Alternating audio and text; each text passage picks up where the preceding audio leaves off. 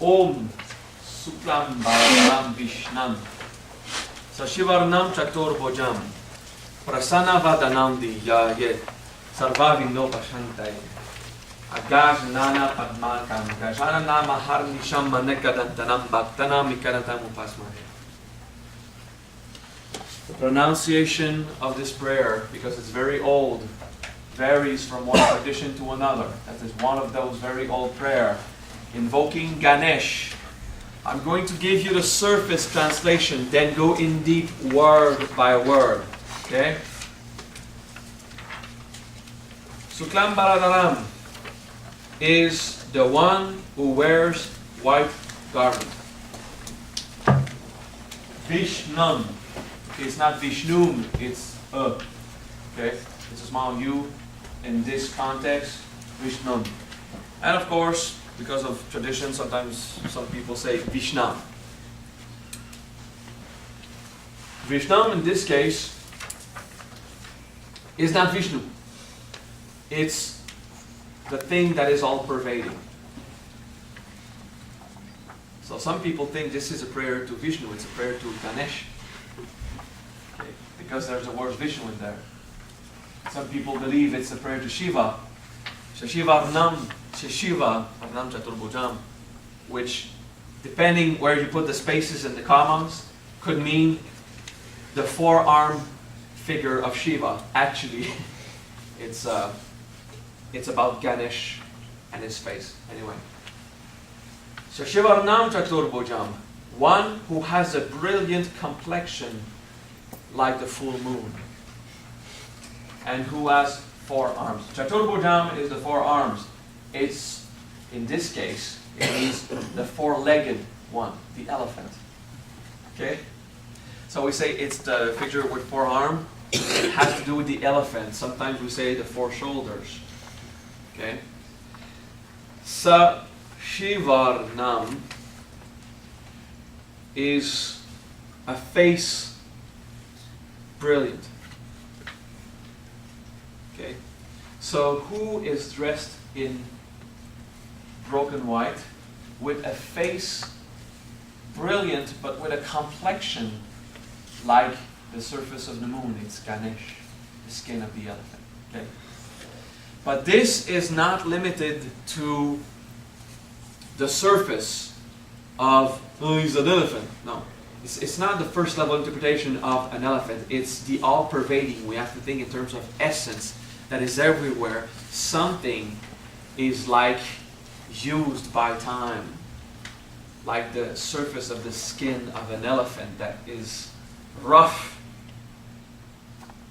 Like the surface of the moon. It's white but slightly gray with craters and this kind of feeling. It is not the pure, absolutely impeccable skin of Shiva or Parvati. It is of the child Ganesh, who is a bit rough enough by time, by trial, by experience. Okay? Still in an essence that pervades all things. Prasanna Vadanam Diyaye, one who has a never smiling face, and I meditate. So this Ganesh, this concept of having gone through experiences, because you still have maybe the scars of going through life, okay? You have been affected by causality, but still ever laughing, ever smiling. So imagine the deep, strong face of an elephant smiling. Okay? Now don't go Violet Bauer style. Okay? Go elephant. I've been through a lot and I still smile. Okay?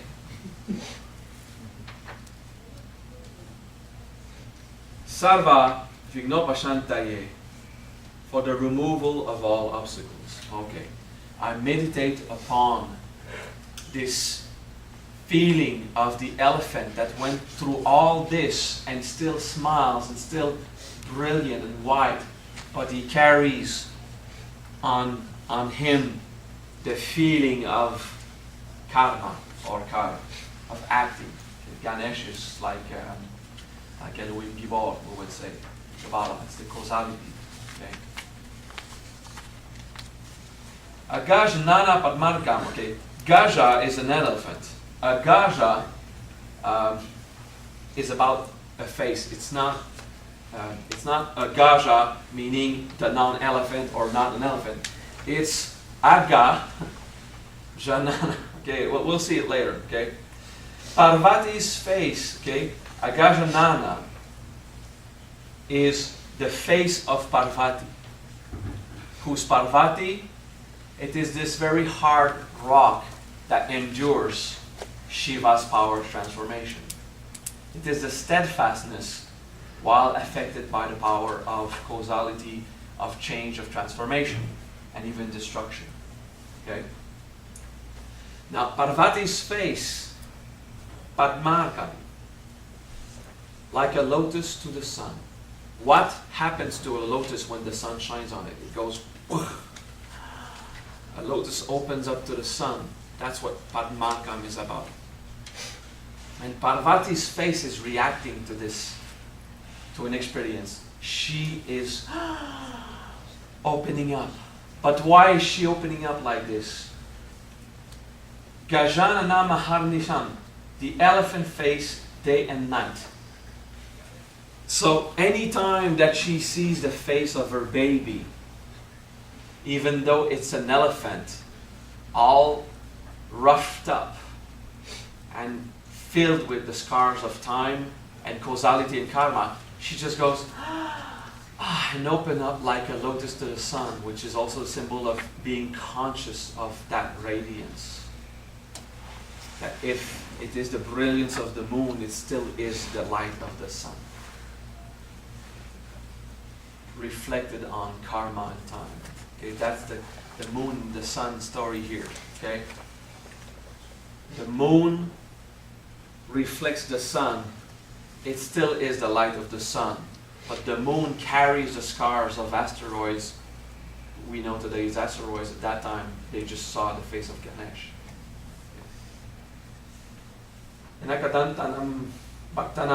Now, in my tradition, where I used to learn it, it was Bhaktanam, and here is Enakadan Tam.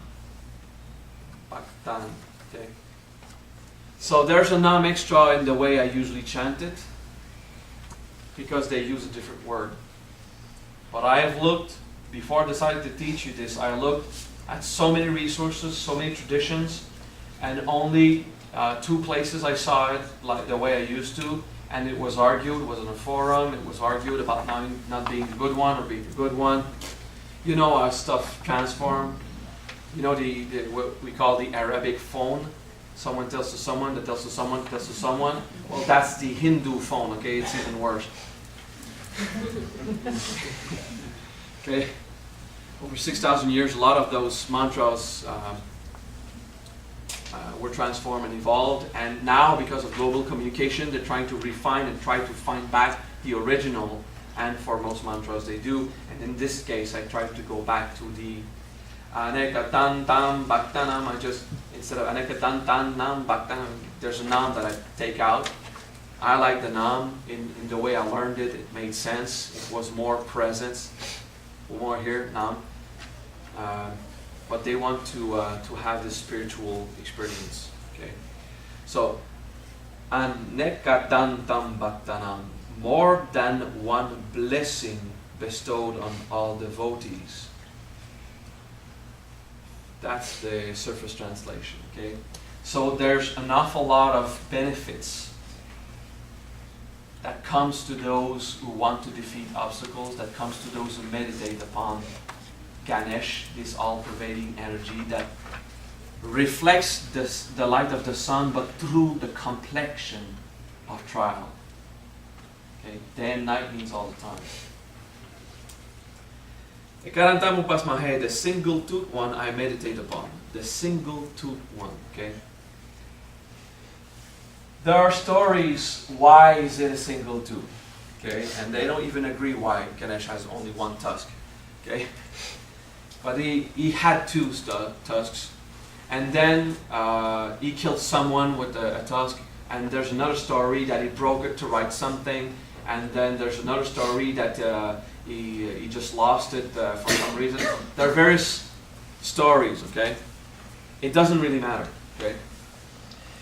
In this surface context, it's about the Hindu mythology in the esoteric understanding.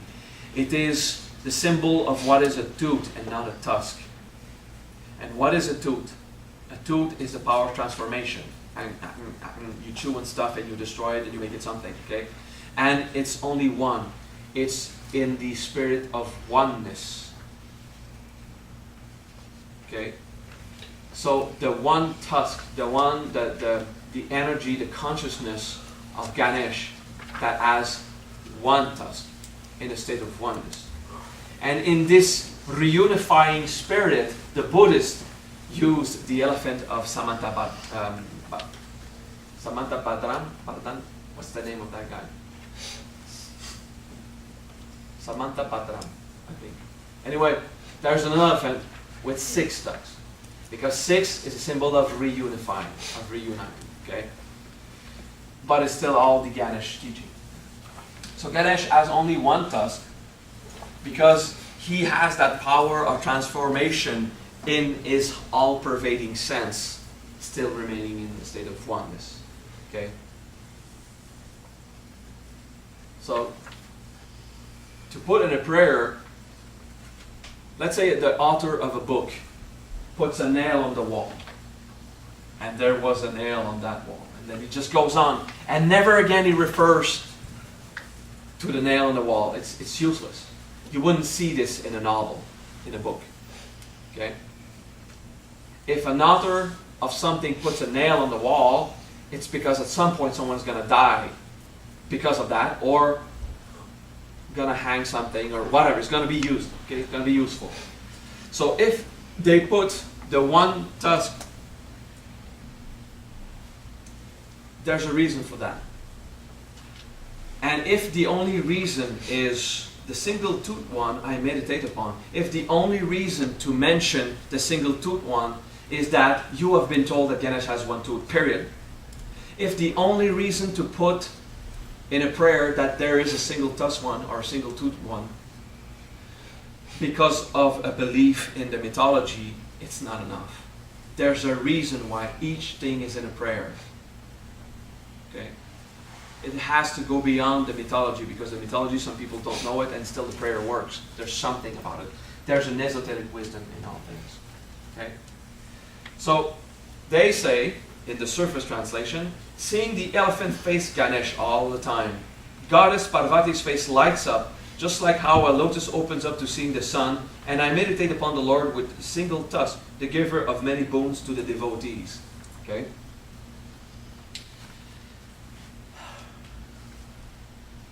In the esoteric meaning, it doesn't mean that whoever is devoted to Ganesh will receive his blessing. It means that those who are in a state of devotion receive the blessings of having their obstacles removed by the power of transformation, regardless of the causality you had to go through. Understand this? So they use this, the devotees. If you're a devotee of Ganesh, your obstacles will be removed. And of course, these people pray Ganesh all their life for their obstacles to be removed because they're still there. Okay? But whoever goes in a state of devotion, regardless of their fate goes to who or which divinity, will receive these benefits. When you're a devotee, you are in a state of devotion. And it's the actual virtue of devotional practice. And devotional practice, come on, it's not how to throw the ghee and the rice in the fire. Devotional practice is how to be in service to others. Devotion does not mean to go and operate a ritual. That's not devotion, that's dogma. Okay? That's conditioning, which is good.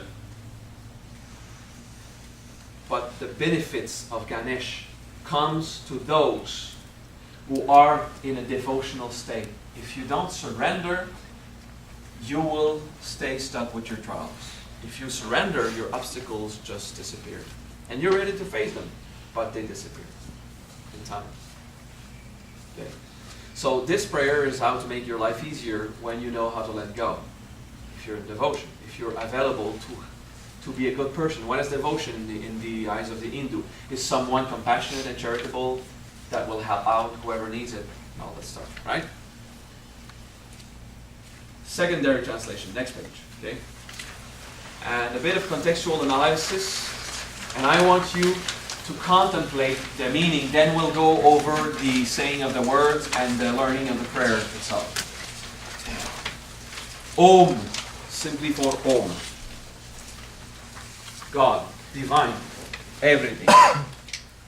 Sukla is the faint white. Ambara, clothing. Om Suklambara Dharam is where? Dharam is where? So, wearing the faint white cloth or clothing, the all-pervading. So, think about a clothing. It's something that covers you. It means that we're not referring to the core essence of the being, but what we perceive on the outside. That's what we're saying by the one wearing the all-pervading. The one who wears that faint white clothing. So it's not pure white, it's not brilliant white, it's faint. What is faint white? It's gray. A white that you dim a bit, it's gray. Okay? It has a bit of taint of obscurity, but very lightly. And why the reference to the clothing? It means whatever is in appearance, what came to mask the oneness, what came to mask the all-pervading essence. And what is this? It's the beginning of drama. It's the beginning of the world of illusion. What covers up the pure white is a clothing that is faint white. But still it is all-pervading, meaning it's everywhere, in everything. All is bathing in the essence of this idea that we will be covered up in a veil that is not purely, authentically us naked as we are. So Ganesh works in the world. Ganesh faces the suffering and the trials. Because in the first expression, we refer to the surface, to the fact that it's not pure white, but faint white. And how is that white fainted? Shashi Varnam Chatur Bhujam. Shashi Varnam is the skin color complex like the moon. Okay, Shashi is like the complexion of the skin, and Varnam is like the moon.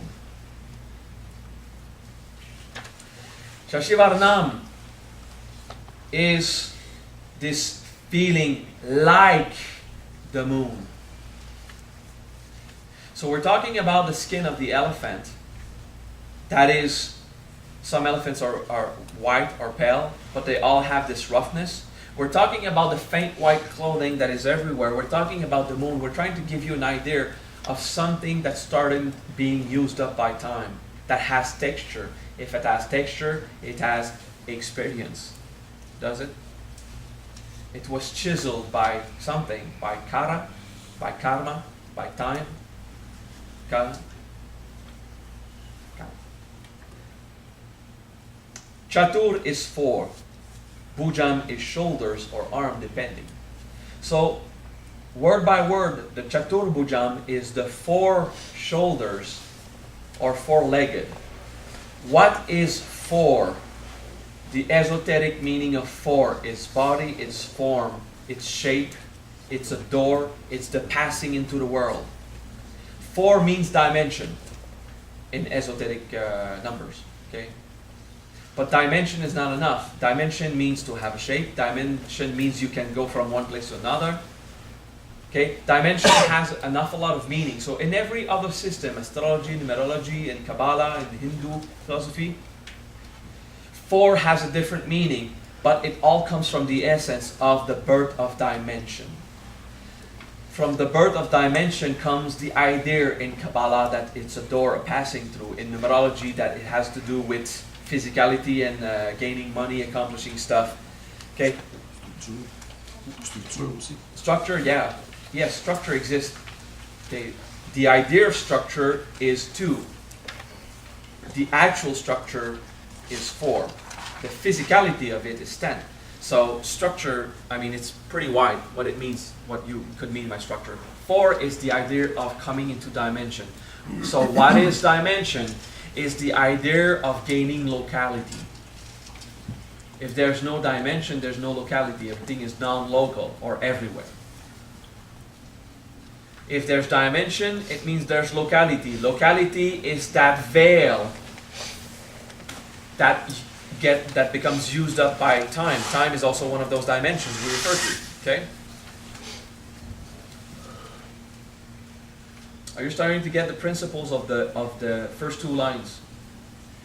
Om Suklam Baradarham Vishnam Sashivarnam Chatur Bhujam. Okay? So to have in the same line, Sashivarnam Chatur Bhujam, the idea that your skin complexion, like the moon, comes by bearing time. Okay? 4 arms. Now the arms is to reach out. Yes? Is that mean separation? Yes. Separation comes with 2, but it is acted up by 4. Okay? The idea of non-oneness, of duality, comes with 2, but it becomes tangible with 4. It becomes real with 4. Okay? 2 by 2, the duality of duality. Okay, that's 4. That's the cross, that's the box. Okay, whatever is 4 is that idea of 2, 2. So even duality separated itself to make dimension. Good observation, thank you. Shoulders, arms. What do you do with your arms? With shoulders, in this case we could say a limb as a whole. So, what do you do with your limbs? Your arms, your shoulders, your feet. You stand, or you reach out with your bujam, okay, your limbs. You operate. You operate that dimension. You go, okay? So it's to operate, to live here, to be in that veil, to be in that white fainted veil used up by time and space and karma. And we will say the complexion of this Ganesh is similar to the moon. He has 4 shoulders. That's a literal surface translation. The esoteric meaning is that feeling that we're starting to build by knowing that through dimension and through operating dimension, to going and using that locality. To have 4 arms means to be localized in shape. To take it, to use it. So there's a question of being useful. Limbs refer to being useful. The experience of Bujam, okay, is to generate the required wisdom to understand the matrix. That's Bu, to generate. Je, know. The knowing of. Okay. So Bujam is your arms. So Bujam, if we analyze the bijas, it means to generate or to become understandable. Bujam. Bu something means to become something. Bujam is this feeling of what will be understood and what we do with our hands. What we do with our hands is we manipulate, we operate, there are tools, we stand on the ground. It's to gain the wisdom or the knowledge of what we're going to go through here. So I don't want to just stay at, let's say for Bujam, the surface. I want to go in some words. I'll go to Bija analysis. Why is it Bujam? Because there's something generated, there's something earthly. Bu alone also refers to the earth. So Bujam is to know that you're standing on the earth. Okay? Ja is about water and it's about knowledge. Okay? Like the word Jam, which is water. Jam is the knowledge or the Ja, the understanding, the thoughts. In Bija, not in dictionary.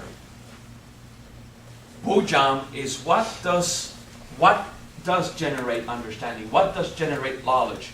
Going through experience, okay?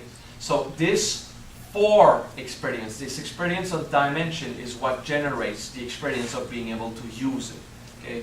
So bujang is the limbs, the hands, the arm, not the hands, but the arms or the legs or the shoulders, whatever you use to stand and hold on to that dimension, that reality. Prasanna vadanam diyayat. Prasanna is cheerful. Okay?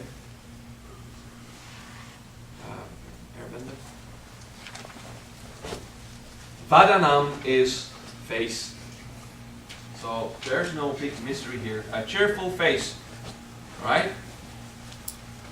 So in all that we've talked so far, used up by the veil of drama, by time, by experiencing dimension, by using it, by operating it, still smile.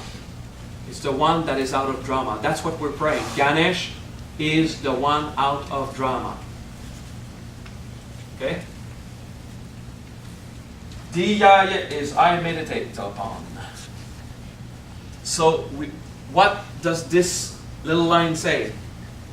I meditate upon the happy faces. Okay? Is that clear enough? In this experience of drama, happy faces.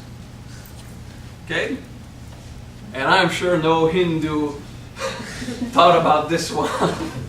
But if you look at the instance of each word, that's what it means. Okay? Many thousand years ago, they're saying, contemplate the smile.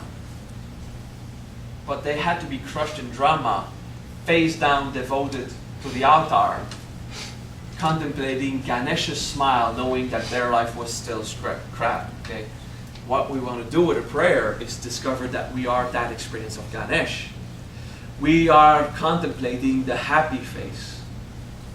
We're contemplating this unified, all-pervading experience of the veil that is used up a bit by time, which is still white. It's still the original light, but textured by experience. And we dimensionally exist in that, in the four-limbed experience. Okay, breathe.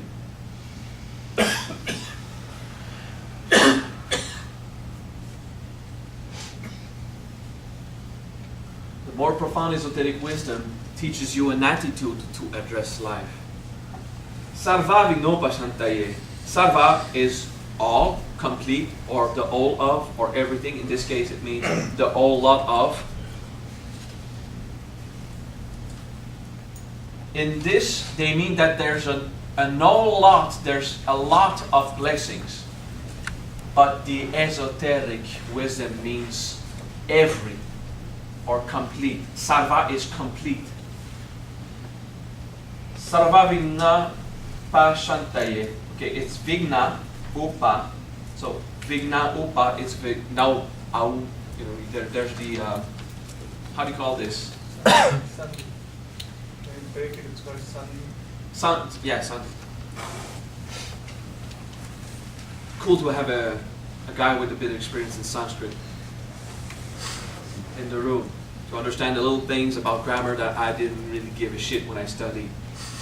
I only cared about the true meaning and then to communicate. I don't have to talk Sanskrit with the cashier or my government agent that calls me sometimes. You know, I to see why am I not making enough money and still I can pay stuff. Well, people pay for me. They love me, I guess. It happens.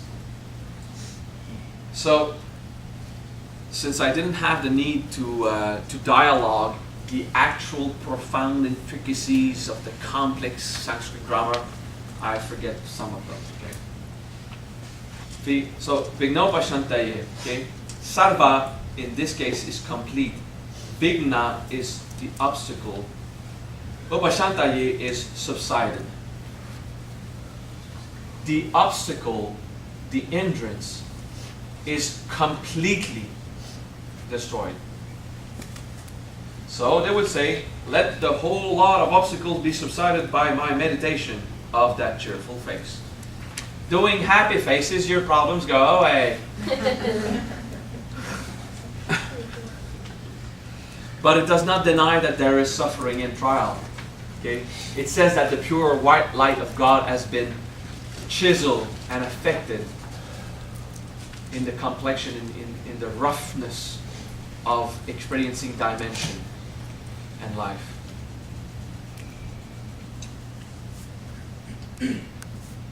Next page. Agaj and Nana Parmarka. Agaj is another name for Parvati. And Nana is face. Is it the case? Or is it the other way around? Yeah, Parvati is the daughter. Yeah, I think Agaj is... anyway, it means the face of goddess Parvati. But Agaj, Anana, one of them is a name for Parvati, and I think it's Agaj.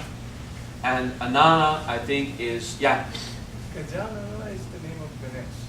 That's how we... Gajana, that's the name of Ganesh. But Agaj means Parvati. Okay, I remember why. Gaj is a form of movement. Agaj means the immovable. And that's Parvati, the hard rock. Okay, I just remember why they call it that way. Why it's another name. So Agaj is Parvati, immovability. To be immovable is the mother of Ganesh. Think about what it means. To be unaffected is not to be in drama. Okay? So the way out of drama, to remove your obstacles, is the way out of drama, is to be unaffected. It comes from your ability to stand still. So from not being affected by the earth, by the, let's say, like the earth or has a hard rock covered in snow, comes the fact that you don't really care about the effect of time and action and causality. You stay happy. Okay? That's what it means. Now the face of immovability, Agaj and Nana, the face of God, this Parvati. And Nana is just another word for face. Padma, Arkam. Padma is lotus. Arkam is like the bloom or the open up. Okay? So the face of goddess Parvati blooms like a lotus.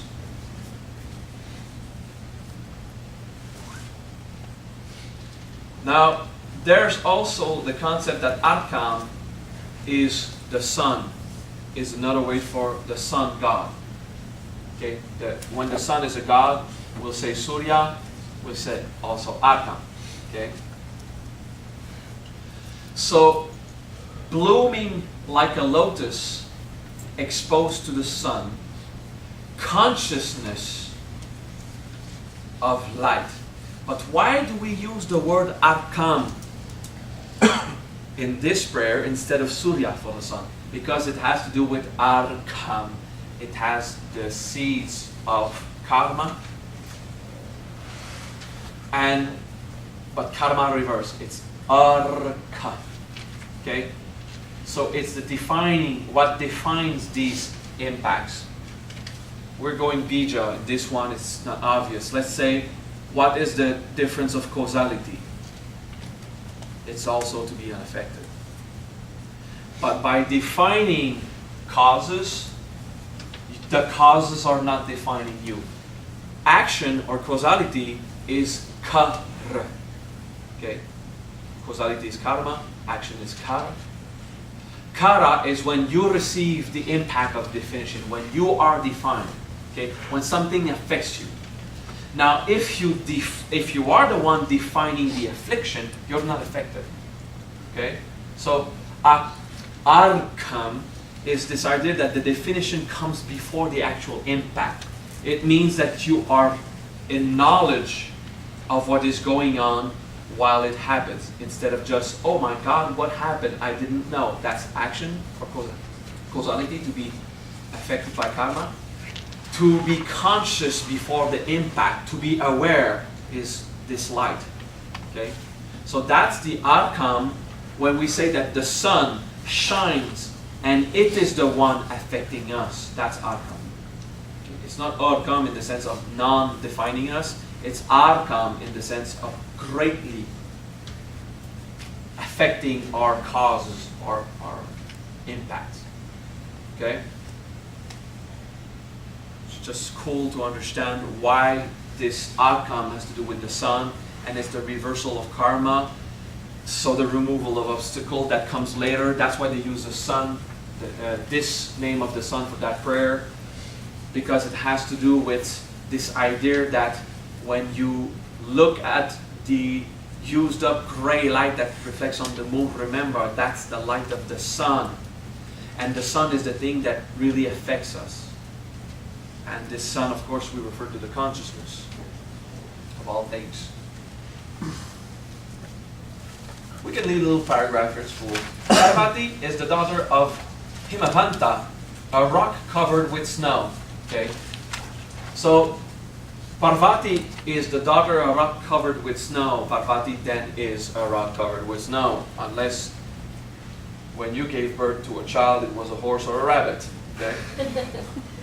Okay? But of course, Parvati is not like the mother, because we use the birth here to say that one experience a very cold immovability, the big immense rock at the top of that cold frozen mountain. Parvati is a bit more cheerful, because it's the earth as a whole. It's the idea of like Prithvi or Pratishta, of being very stable, very focused, but it's much more alive than the mother, which is the cold rock. Yet, it comes from this principle. Well known for having a stubborn mind and unshaken mood. Now, why would we say that the mother and the daughter have these qualities of being stubborn? Okay? Because from an ego standpoint, to be immovable and to be in a state of steadfastness, we say they are stubborn.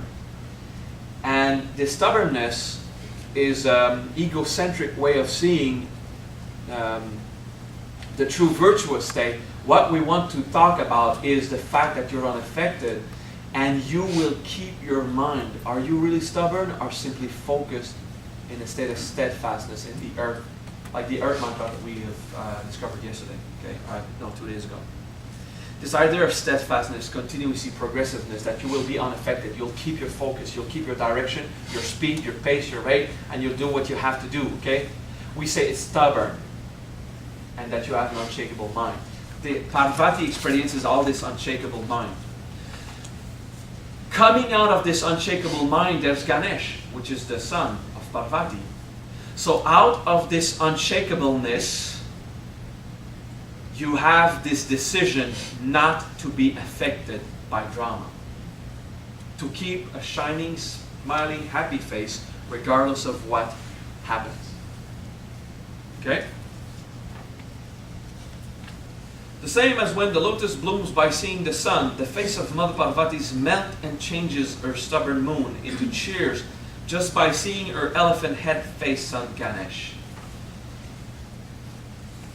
Of course, there's the more human understanding that regardless of the face of her child, a mother is just so happy to see the child.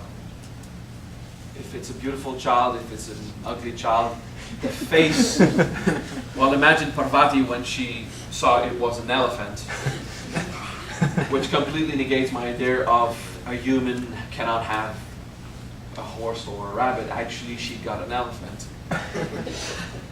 But it was not born from her womb, but from a lotus that she nourished. Okay? The elephant came from it. Did it not? Where does Ganesh come from?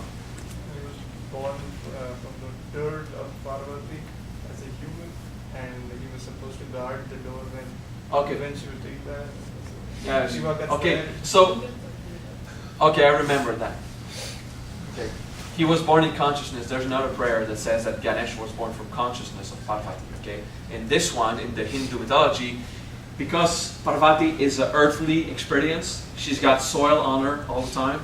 So she goes like this. And from the dust of her body accumulated Ganesh.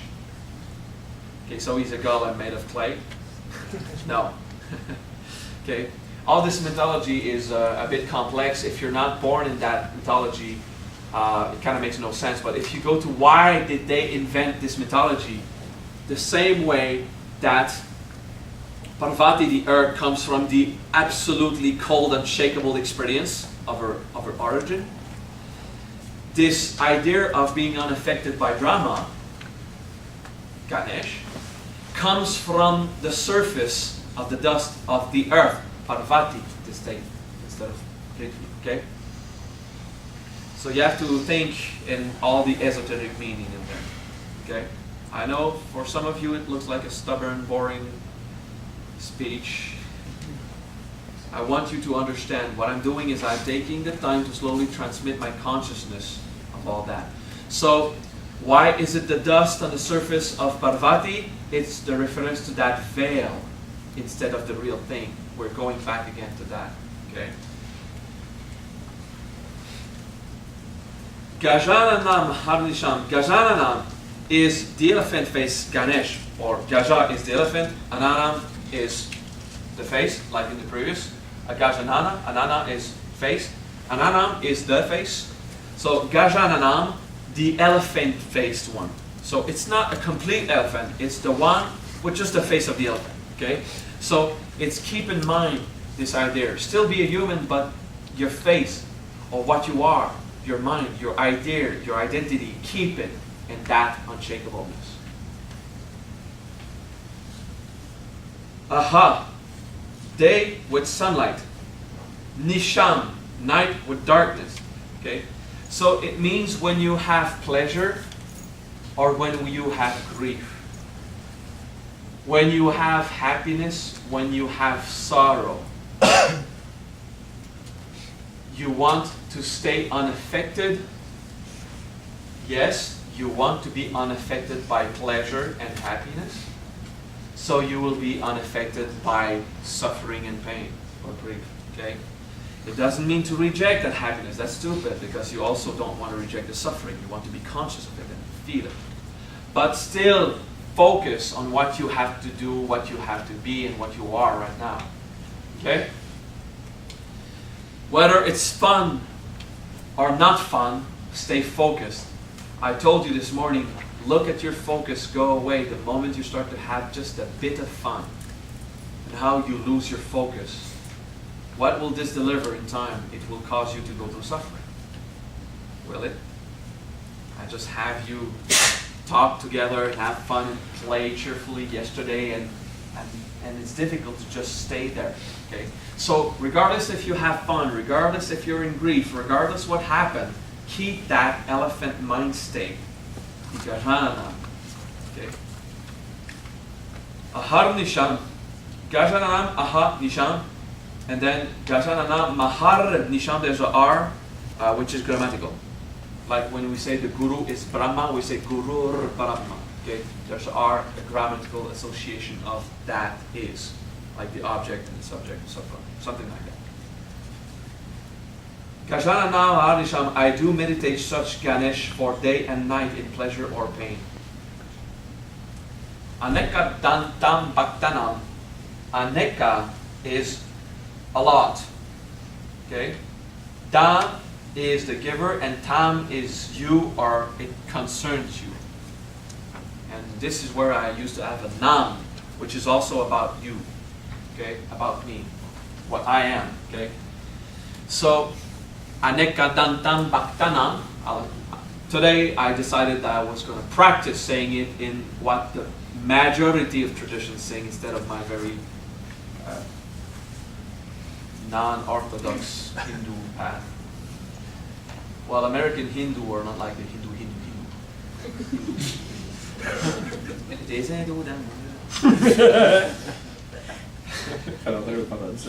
Alright. So, Bhaktanam. You know Bhakti? Bhakti is devotion. Bhaktanam is the one in devotion. So, of course, the people say the devotees, you have to sign up to that clan. You know, get the official Ganesh club member and say that you're devoted, you're a devotee of Ganesh, so it will work. If you're not a devotee of Ganesh, it doesn't, okay? You got your little stamp, you have one evening in the club. Alright, the one in devotion, those who are devoted. So many is given to those in devotion. That's what anekatantam bhaktanam. When we used to say anekatantam bhaktanam means to whoever, to you and me. Okay? To everyone who is in devotion. I'm gonna take away that nam because oh fuck it. Put a nam there. Okay? Tan nam. Go ahead. Where there's a tam, put a nam. We're gonna chant it in the rare tradition that I used to learn. So it's aneka dan tam nam. Okay, put it, write it. N-A-M? N-A-M. Okay.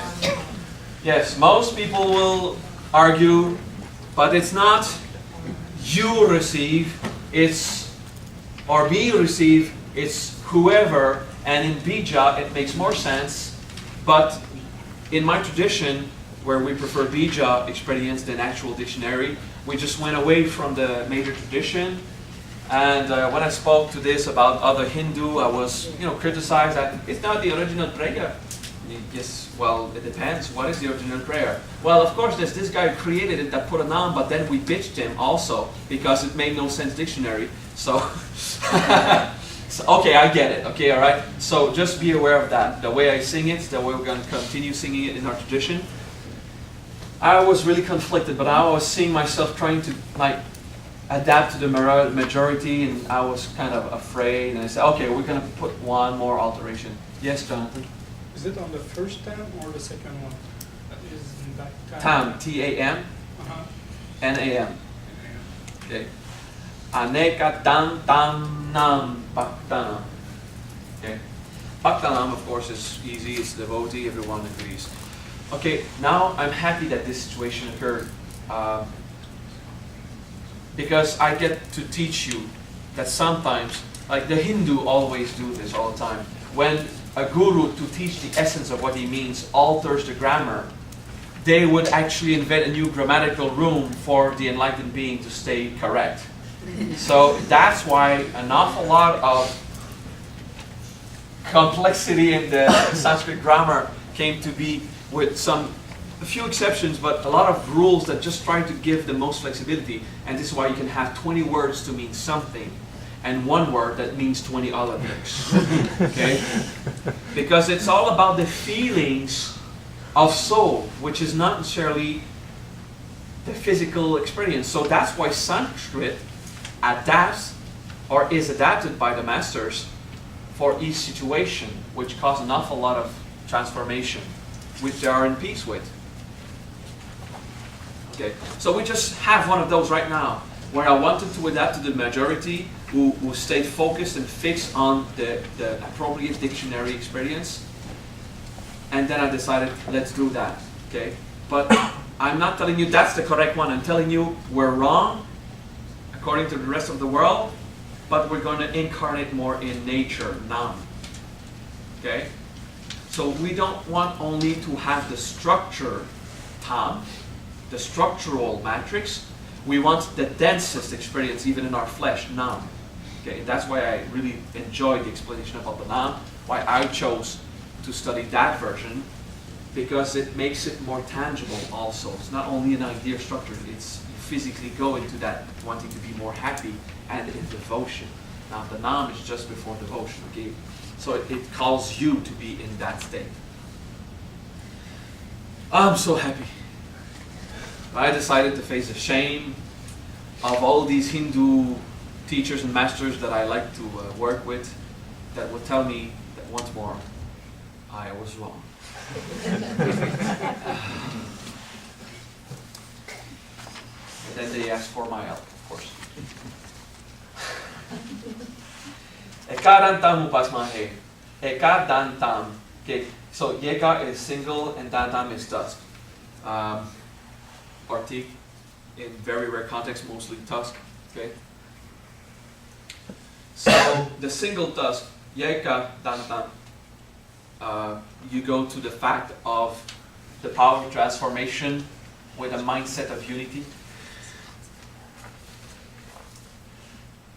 You understand this one? It's easy. You don't have to expound.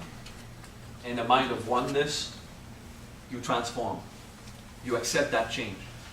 You accept to be affected by that power transformation in a still focused, one pointed mind, I'd say. Okay? Upasmahe, I pray and meditate.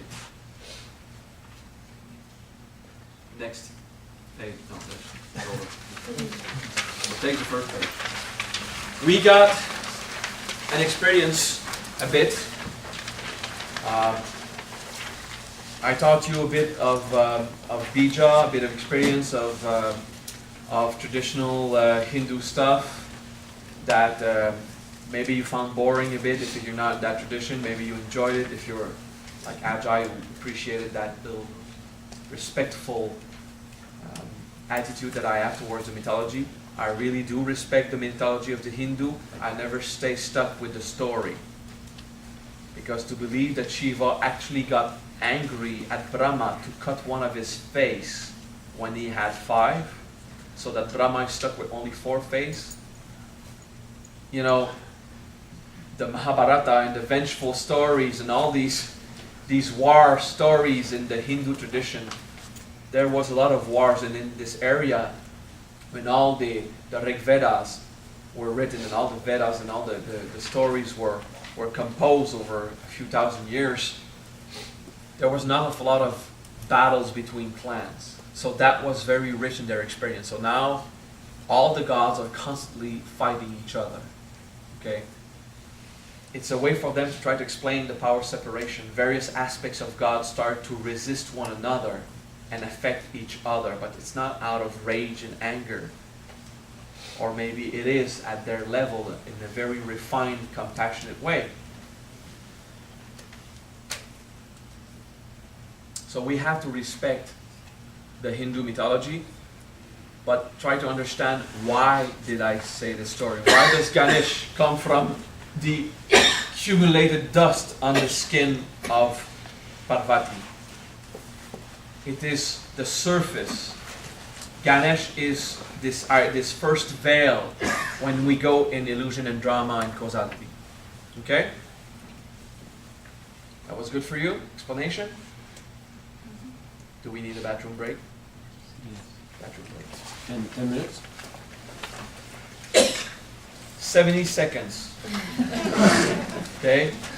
Stay focused. Stay in silence. Stay in silence this time.